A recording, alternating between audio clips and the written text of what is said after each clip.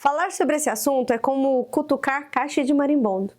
Mexer na caixa de abelha, inclusive porque eu tenho dito para algumas amigas, para algumas clientes, que a maior mentira que a gente já acreditou, eu, você, mãe, é que cada mãe cria o filho do jeito que quiser. Mas não é bem assim não. Sabe por quê? Todo indivíduo, ele influencia na formação do coletivo. A forma como você está criando o seu filho, a sua filha hoje, vai impactar diretamente no futuro de qualquer nação. Aonde seu filho estiver, de qualquer país, aonde ele decidir morar.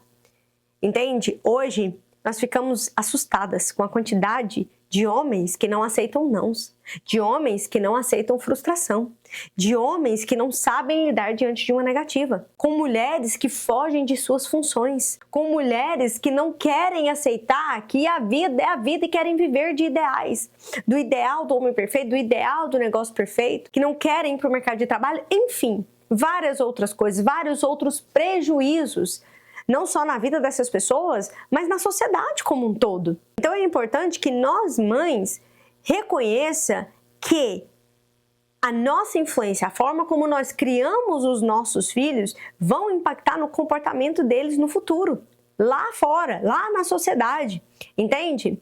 Então, saúde emocional é extremamente importante para qualquer ser humano. E se a saúde emocional, saúde mental é algo trabalhado, desenvolvido, fortalecido desde a infância, melhor ainda. Entende? Melhor ainda. Porque o que eu vejo são muitas mulheres hoje aí, 30 mais, 40 mais, dizendo: nossa, porque o mundo está perdido. E ela esquece que o mundo é composto de pessoas e essas pessoas, inclusive, podem ser os filhinhos delas. É um absurdo 5 adolescentes violentarem uma menina de 17 anos. É um absurdo. Esses dias eu vi um post onde uma escola deu suspensão para alguns meninos porque eles tinham um grupo, fizeram um grupo para compartilhar sobre as meninas mais as meninas que poderiam ser abusadas, sabe, agredidas. Gente, isso é um absurdo. E são adolescentes, são jovens de 18 anos, 16 anos. Poderia ser seu filho, meu filho. A minha filha tem 16 anos. E eu estou preparando ela para ela ser um ser humano, uma mulher funcional, não só para ela, para si mesma, mas para a família que ela vai construir, para a sociedade que ela vai fazer parte. Entende? E saúde emocional é extremamente importante, gente. Nós não podemos ignorar. Pai e mãe diz o seguinte: eu quero dar tudo. Tudo que eu não tive, eu quero dar para os meus filhos, mas você esquece da saúde emocional. Não, mas meu filho já faz terapia. Deixa eu te dizer uma coisa: a maior referência do seu filho é você. É o seu comportamento. É o comportamento do seu esposo. São as suas ações, as suas decisões, a forma como você o cria. Você é a fonte que transborda em cima do seu filho. Não adianta, algumas pessoas até me procuram: ah, você não atende adolescente? Atende meu filho? Atende minha filha? Eu não atendo. Por quê? Porque a maioria dos problemas que as crianças vivem, problemas comportamentais inclusive, não só emocionais, mas comportamentais, claro, porque o comportamento é uma consequência do emocional e do mental de qualquer ser humano, mas eu não atendo porque o problema dessa criança, a raiz do problema dessa criança está no pai e na mãe. E a mãe e o pai não querem mudar. A mãe e o pai não querem se tratar. A mãe e o pai não buscam saúde mental e emocional. A mãe e o pai não buscam saúde psicológica. Não, mas o meu filho faz terapia. Aí ele fica lá 50 minutos na terapia, 1 hora na terapia, chega em casa, a mãe só chora, só reclama, o pai e a mãe brigando, aquele lar disfuncional, aquele clima pesado, é gritaria, pancadaria, é o pai dando mau exemplo, é a mãe dando mau exemplo, é a mãe reclamando da vida, é a mãe reclamando que a vida tá difícil, a mãe reclamando que depois que foi mãe não teve tempo pra nada, e essa criança continua crescendo se sentindo culpada, se sentindo algo que veio para atrapalhar a vida dos dois. Não faz sentido. A conta não vai fechar. Deixa eu te dizer, você está rasgando dinheiro. Seu filho precisa estar na terapia, mas você também precisa fazer terapia. Seu esposo precisa fazer terapia. Vocês dois precisam se transformar, fazer um esforço para se tornarem uma família completa funcional. Entende? Para de terceirizar, responsabilizar. Terceirizar a responsabilidade da criação, do futuro do seu filho, de quem o seu filho vai se tornar. Essa responsabilidade é sua, é do seu esposo. Ah, mas eu estou me sentindo culpada, você está me acusando. Eu não estou aqui para te acusar. Eu estou aqui te trazendo um alerta. Ah, mas o meu marido... Deixa eu te dizer. Seu marido resolve o problema dele lá. Fala para ele buscar um psicoterapeuta, um mentor. Agora e você? Porque é muito fácil nos colocarmos nessa posição de que, porque meu marido não faz nada, porque meu marido é difícil, porque meu marido é teimoso, porque eu já falei pro meu marido. Para de falar. Fale menos e haja mais. Fale menos e faça mais. Tome decisões, se posicione. Se você enxergou o problema, vai lá e resolve o problema. Vai atrás da resolução desse problema, da solução desse problema. Entende? Vai buscar ajuda terapêutica. O que você está esperando? Ou você está achando mesmo que um único vídeo no YouTube ou que uma sequência de vários vídeos no YouTube vai resolver o seu problema? Não vai. Não vai.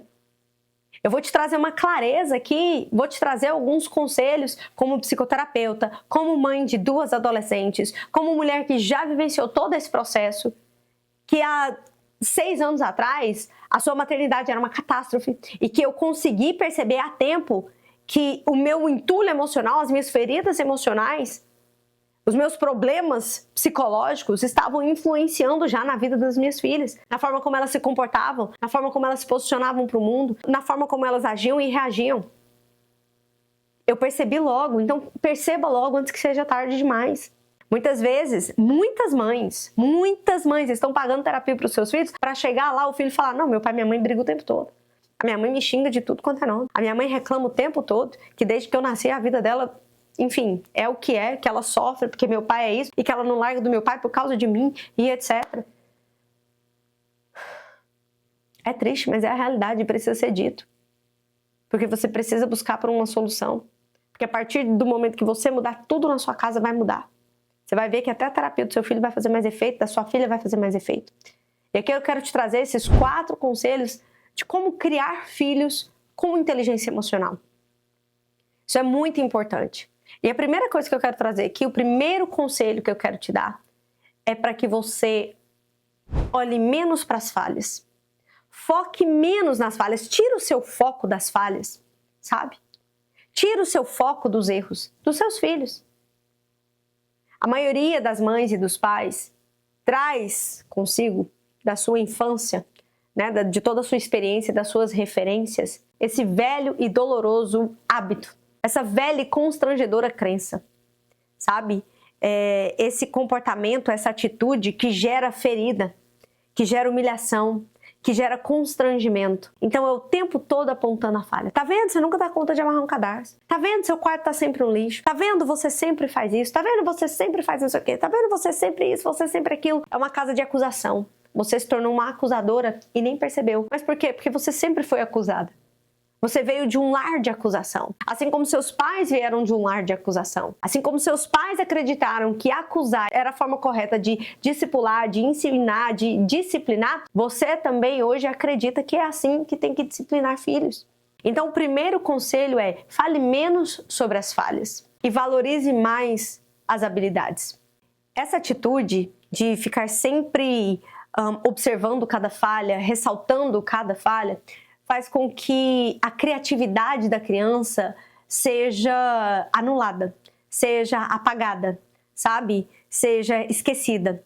Eu já atendi mulheres com mais de 30 anos, 35 anos, que nas primeiras sessões me diziam: Marjorie, eu não tenho criatividade, eu não tenho talento, eu não consigo fazer isso ou aquilo, etc. E durante o processo terapêutico, ela foi descobrindo que quando criança, ela gostava de cantar, ela gostava de se apresentar.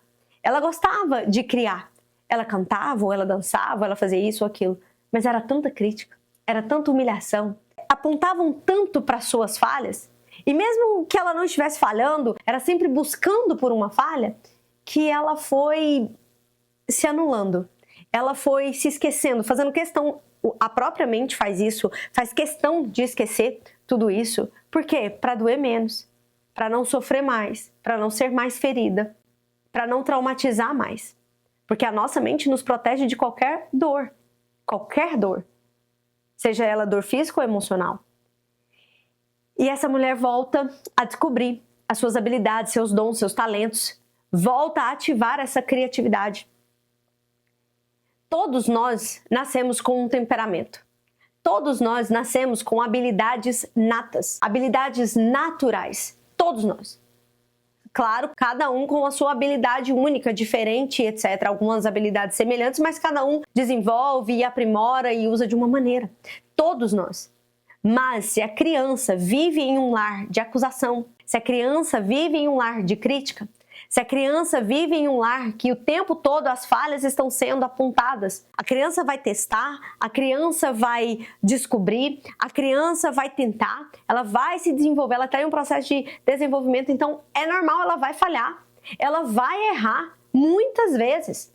Só que a criança que vive em um lar de invalidação, de crítica, de humilhação, de acusação, isso gera tanta dor, que ela vai parando de tentar, de testar, de se arriscar.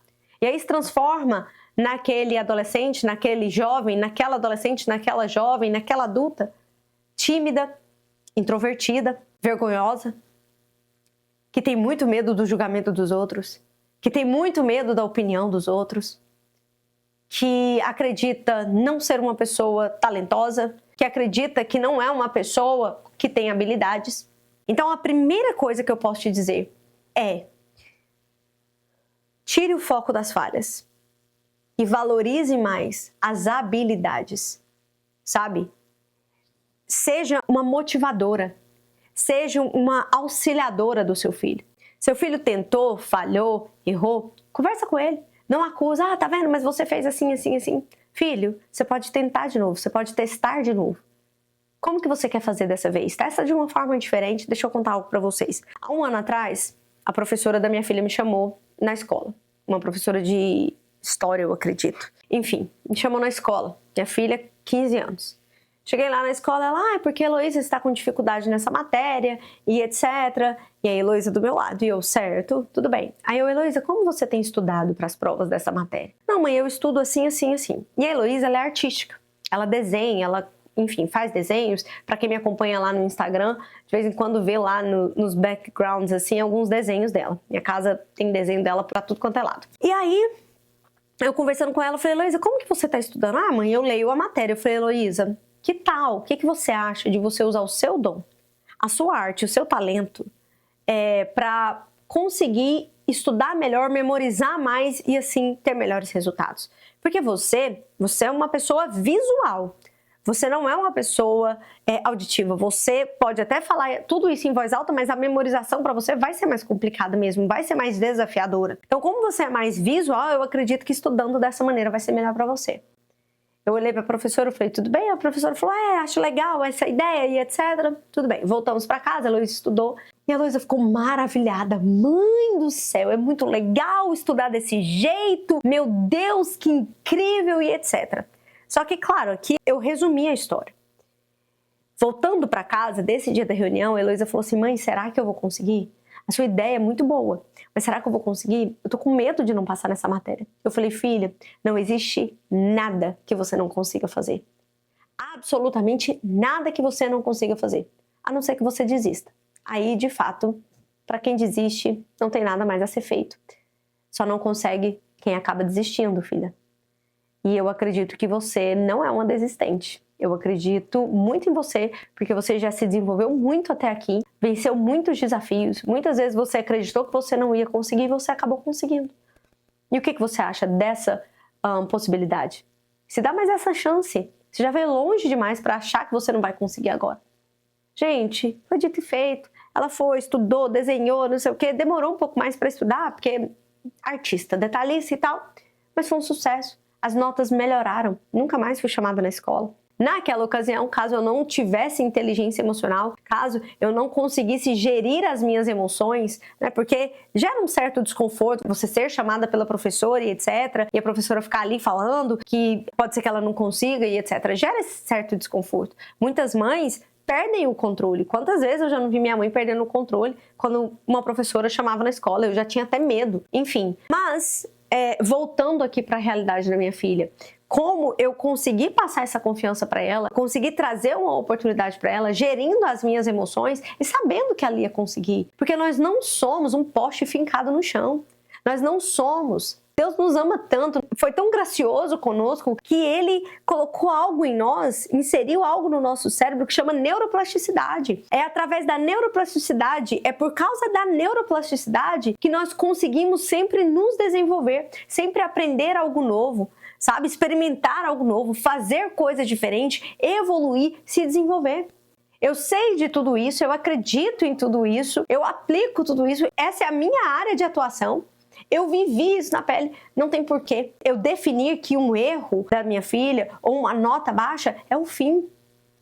E o que acontece? Muitas vezes para você, uma nota baixa, uma falha, um erro foi um fim, sabe? Foi uma carimbada em você. Ah, você é burra, você é inútil, você nunca vai saber de nada, você é uma sonsa, uma passaquá. Eu já fui chamada de tudo isso e muito mais, entende?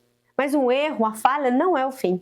Inclusive, eu tenho uma aula sobre isso lá dentro da Sente-se. Se você está me assistindo pela primeira vez, eu sou psicoterapeuta e mentora de mulheres. E além de atender mulheres através da terapia, eu tenho uma comunidade onde eu desenvolvo e fortaleço mulheres mental e emocionalmente. E tem uma aula sobre isso lá dentro da Sente-se. Se você quiser mais informações, tem o link aqui embaixo. O segundo conselho, você precisa estar bem atenta sobre isso.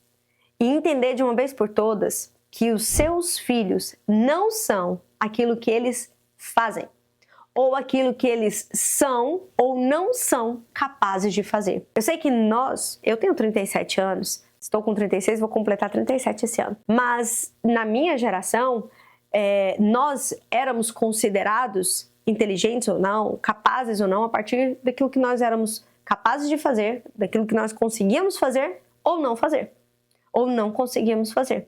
Isso gerou muita crise de identidade, gerou muita crise profissional, inclusive. Gerou muita crença de incapacidade, de incompetência, uma crença de não merecimento, pois já que eu não sou, porque eu não sou capaz de fazer, eu também não mereço X resultado.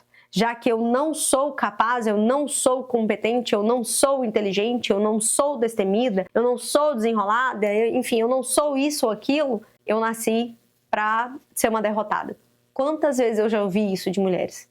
Marjorie, eu acho que para mim já era. Eu nasci para sofrer, eu nasci para ser limitada, eu nasci burra, eu nasci isso e aquilo. E essa não é a verdade. É que na época que nós fomos criados, lá na nossa infância, essa era uma crença muito forte. Você é aquilo que você consegue fazer. Você é valorizado por aquilo que você consegue realizar. Então, por exemplo, durante a escola, se você não tirasse nota 7 em todas as matérias, burro. Não é o nerd da sala.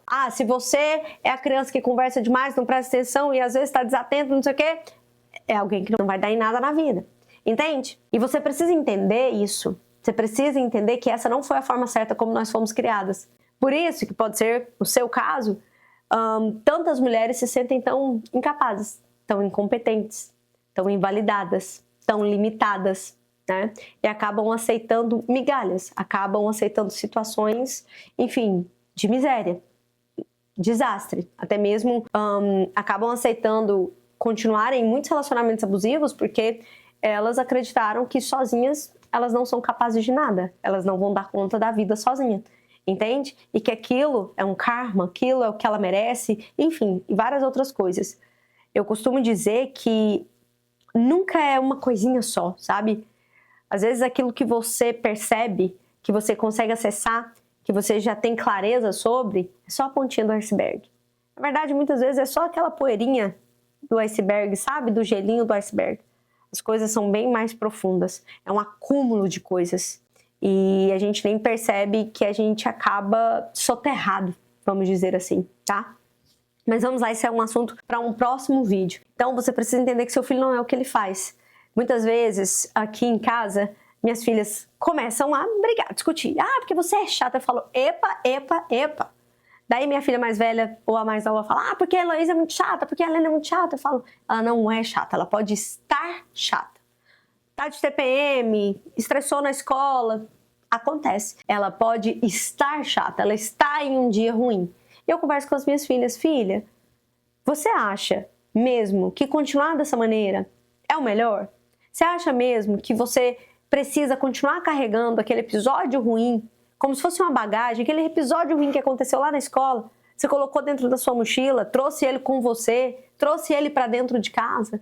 Você não acha melhor se desfazer dele? Ah, mãe, porque... Conversa, fala comigo sobre. O que está acontecendo? O que você está se sentindo? E aí você tem que estar bem atenta, porque normalmente na pré-adolescência é que começa a criança não querer falar mais, não querer compartilhar mais. Mas vai com o seu jeitinho, não faz uma única pergunta, não. Ah, me conta o que aconteceu. A criança vai falar, não, mãe, não quero falar. O que te chateou tanto? Anote essas perguntas. O que te chateou tanto, filho? O que te fez ficar assim? O que mais te magoa? O que mais te irrita? Ah, mãe, o que mais me irrita é grito. Foi isso que aconteceu? Alguém gritou com você? É, mãe, alguém gritou comigo. Nossa, essa pessoa disse o quê? Vai comendo pelas beiradas, você sabe fazer isso. Entende? Mas não desista na primeira pergunta. Não faça isso. Então, muitas vezes, eu sempre falo sobre isso aqui em casa. Ela não é chata. Ela não é... Enfim, aqui em casa a gente quase não usa essas nomenclaturas, essas características, enfim, essas carimbadas, esses rótulos, porque eu estou sempre em alerta, tá? Mas, observe isso. Porque você é chata, porque você é mole, porque você não dá conta, porque você tá vendo. Vai devagar. Controla a sua língua. Morde na língua. Tudo bem? Ela não é. Ela pode estar. Ela pode estar fazendo mais corpo mole, ela pode estar mais chatinha, ela pode estar mais chateada, ela pode estar mais chorosa. Mas toma cuidado com os rótulos, com as carimbadas que você coloca no seu filho. Nos seus filhos ou nas suas filhas. O terceiro conselho tem muito a ver com isso que eu acabei de te falar. Dê espaço para a criança se expressar. Muitas mães não fazem isso. Muitas mães, infelizmente, pecam. Porque a vida tá corrida. Porque cala a boca logo, menino. Eu não sei você. Se você não passou por isso, comenta aqui. Eu quero te conhecer. Porque eu passei por isso. Cala a boca, eu sou sua mãe. Cala a boca que eu já disse. Não me interessa como que você sente. Ai, que drama. Ai, que frescura. Ai, que coisa chata. Ai, cala a boca. Ai, larga de ser... Eu cresci ouvindo isso. Eu cresci sendo podada. Eu não conseguia me expressar. E quando me expressava, você tá mentindo. Ai, que drama. Ai, que mentirosa. Ai, cala a boca. Ai, que coisa mais à toa. Ai, que coisa desnecessária. Enfim. E nós não aprendemos a nos expressar, a falar das nossas emoções. Inclusive, hoje, muitas mulheres me procuram porque já entenderam que algo não tá certo, que algo aqui dentro tá paralisando a vida delas, tá deixando elas cada vez mais angustiadas, cada vez mais exausta mental e emocionalmente, mas ela não inicia um processo terapêutico porque ela acredita, porque ela não sabe se expressar, porque ela nem sabe falar sobre as emoções dela, a terapia não vai fazer sentido para ela, ou ela nem se permite viver esse processo. Eu sempre falo para elas, vamos para a primeira sessão. Eu te garanto que logo na primeira sessão você vai aprender a expressar suas emoções. Porque essa é a minha área. Eu domino essa área. Eu vou te ajudar a colocar tudo para fora. E você vai ver o quanto é extraordinário, porque alivia a alma. Sabe, é como tirar um peso das costas. Eu já ouvi isso de muitas mulheres. Às vezes em uma conversa dentro de um banheiro. Às vezes em uma conversa em um cantinho, em um evento. Em pouco tempo, em poucos minutos, a pessoa consegue destrinchar ali, falar sobre as suas emoções. Porque desde a infância foi sendo podada. Desde a infância foi, cala a boca, isso não interessa pra ninguém, larga de ser chata, vai chorar no quarto. Então, não repita esse erro com o seu filho. Deixe o seu filho se expressar. Valide o sentimento dos seus filhos. Por mais que você fale assim, nossa, meu Deus, que bobeirinha, tá sofrendo por causa disso, imagina quando for adulto. Mas o que você precisa fazer? E é por isso que é tão importante que você, mãe, faça terapia. Conseguir ajudar o seu filho a colocar esse sentimento para fora. A dar nomes aos sentimentos. A racionalizar, sabe? É como se acontecesse um alívio, assim, um descarrego. Coloca para fora, meu filho. Verbaliza. Aí você pensa, nossa, que coisa bobinha, né? Então, meu filho, por que isso é tão importante para você? Então, filha, mas por que isso te magoou tanto? Então, filha, você sabia que... E aí você desenrola o assunto com ela. Entende? Mas há um tempo atrás, minha filha, mãe, essa menina me incomodando, não sei o quê, eu já não tô gostando do comportamento dela, ela tá agindo assim, assim, assim comigo, enfim, reclamando da amiga. Falei, ótimo, o que você vai fazer com isso? Ela olhou assim pra mim, ela, mãe, como assim eu? Eu tô te falando dela. Eu falei, pois é. Só que ninguém muda ninguém. Você não vai mudar a sua amiga.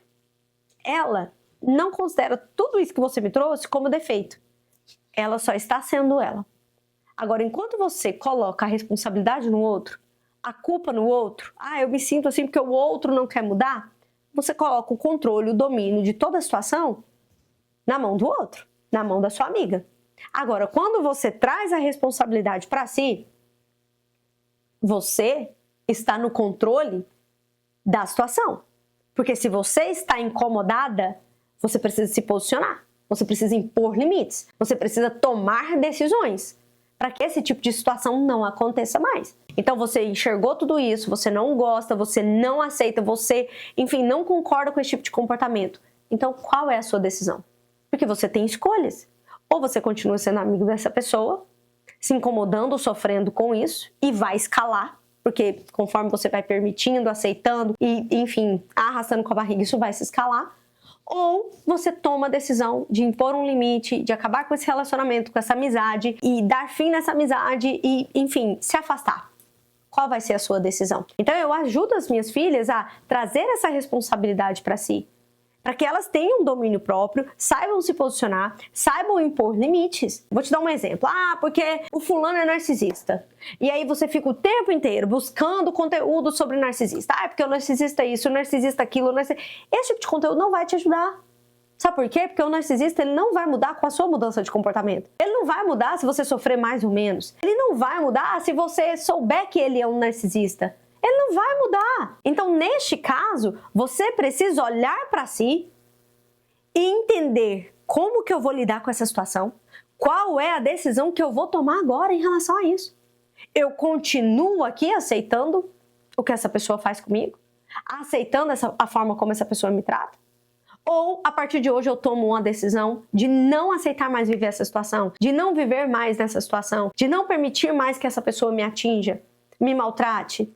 Entende? Então eu ensino isso para as minhas filhas. Eu valido, eu ouço, eu proporciono um ambiente de acolhimento. Saiba que se você aprender a fazer isso, você vai estar sendo a primeira terapeuta de sua filha. Eu costumo dizer que Jesus foi o primeiro terapeuta. Na verdade, o primeiro terapeuta foi Deus. Deus, quando ele falava lá com Moisés, quando ele mandava anjos para falar com Elias, com Josué e etc., com todos os seus profetas, ele proporcionava esse espaço. Ele era Deus, ele poderia fazer o que ele quisesse, mas ele sempre perguntava.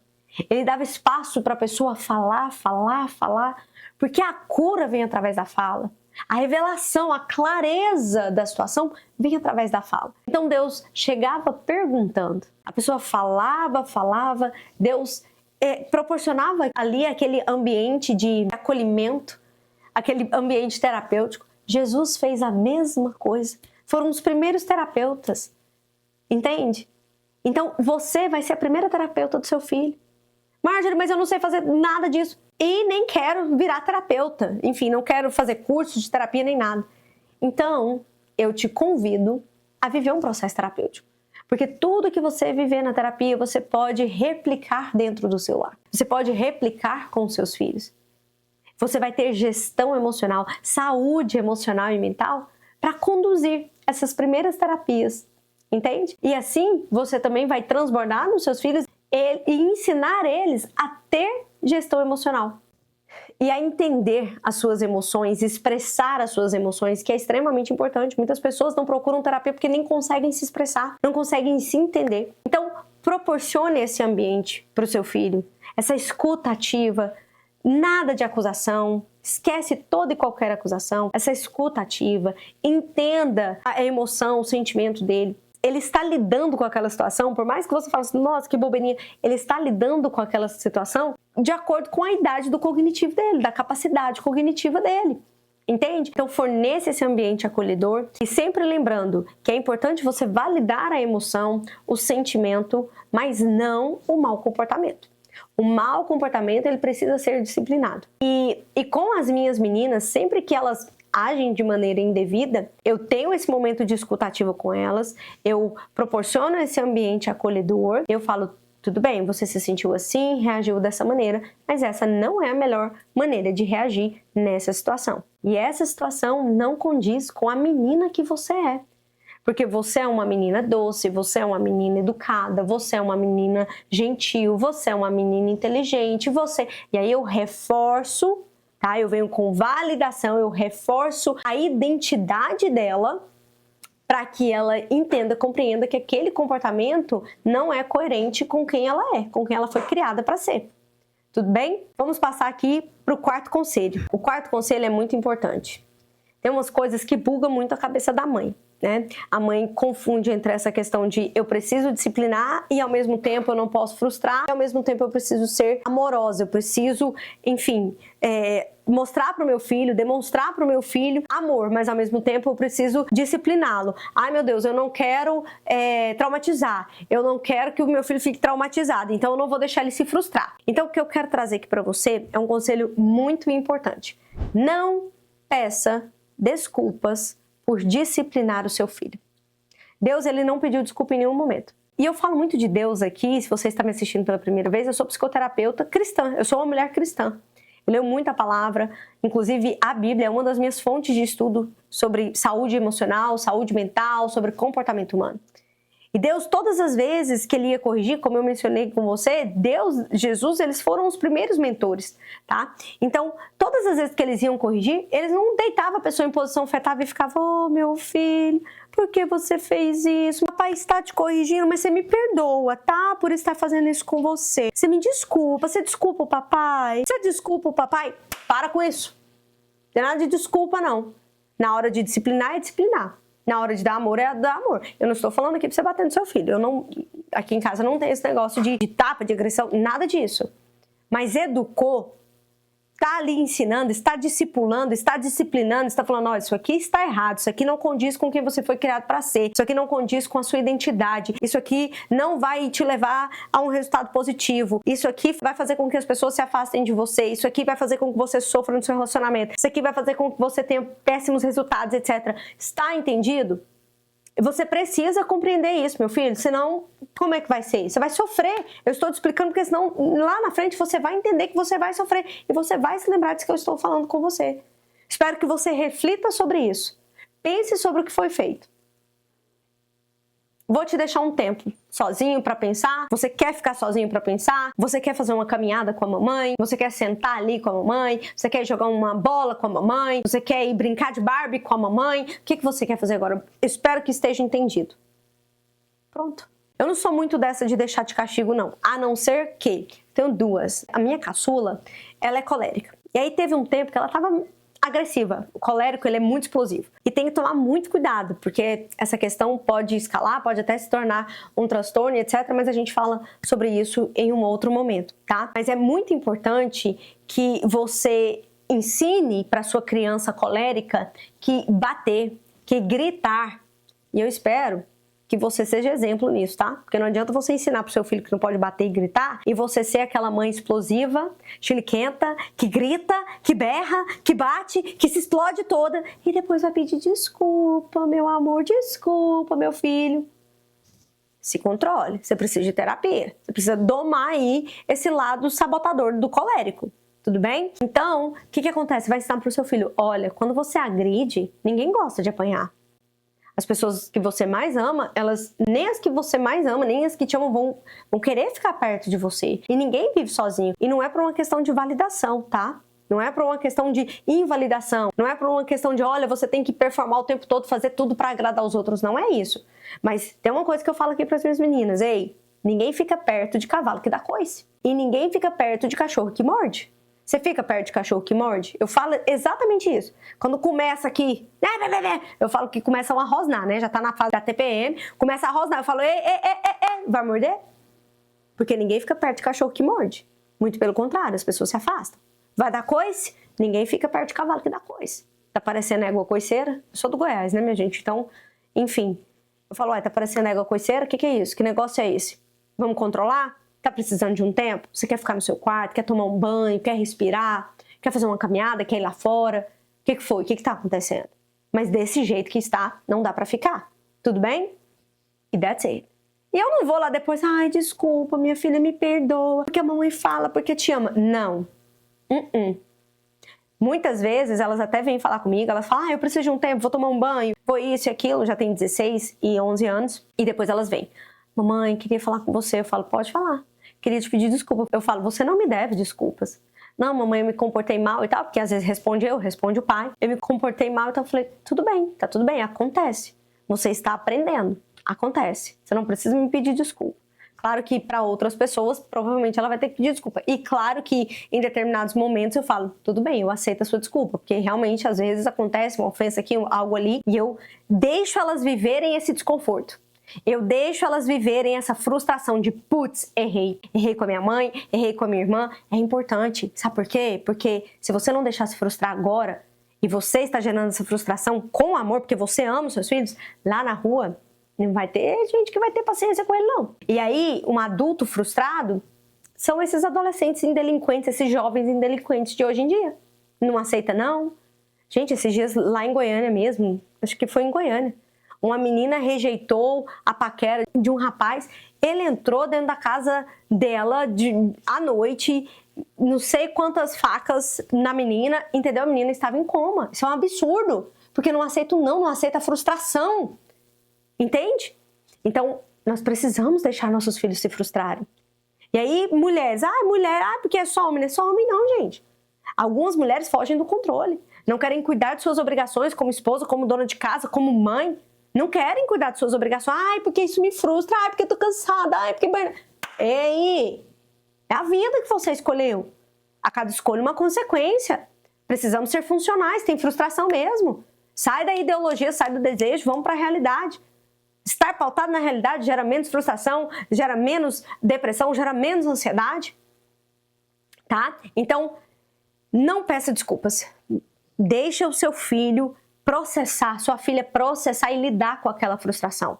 Mas sempre ali com o seu amparo, com o seu acolhimento. Eu tenho outros conselhos para vocês, mas já está muito longo esse vídeo. Falar sobre maternidade, casamento, enfim, são assuntos que são longos mesmo, são densos, intensos. Mas me deixa saber se você quer que eu traga mais conselhos, coloca aqui nos comentários. E não esqueça, envie esse vídeo no grupo das mães. Marjorie do céu, mas tem coisa aqui que se eu enviar para tal pessoa, ela vai... Não tem problema não, só manda. Manda e não diga nada. Fala, assisti isso daqui e eu acho que todas as mães precisam assistir. Beijo, amo vocês. Fala assim. Mas não esqueça de compartilhar. Se esse vídeo foi útil para você, vai ajudar outras mães também, que estão sempre buscando melhorar na sua maternidade, ser melhores mães, criarem seus filhos para que eles sejam cada vez mais prósperos, mais felizes, mais bem-sucedidos, tá? Não esqueça de deixar o seu like também, assim o YouTube entrega para mais mulheres. Não esqueça de se inscrever e ativar as notificações para você não perder os próximos vídeos. E eu te vejo no próximo Buzz. Tchau, tchau!